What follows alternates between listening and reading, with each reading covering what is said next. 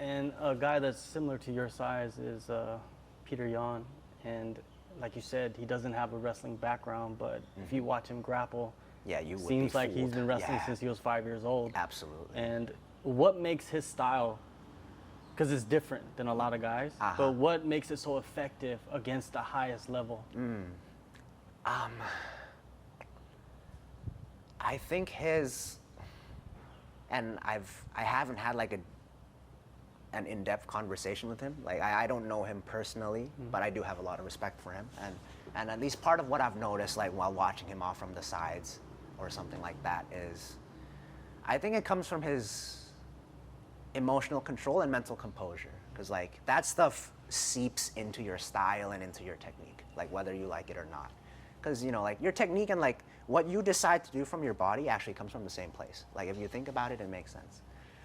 And so with him, because he is so calm, I think in the context of training, that helps him really figure out positions. Because there's no like emotional component that comes with like, I can't believe this fucker like just took me down or whatever. Like it's, for him, it's about, okay, I got taken down. That was interesting. Let me figure out that position. And then you know, he's, because of that, I think George has said the same thing too, where he's a very quick learner and like very coachable. So, so I think George, it was either George or Frank that was cornering him in one of the fights before the UFC. And, you know, there was an adjustment he wasn't making in the first round. George said something, second round, he never made the same mistake again. And I was like,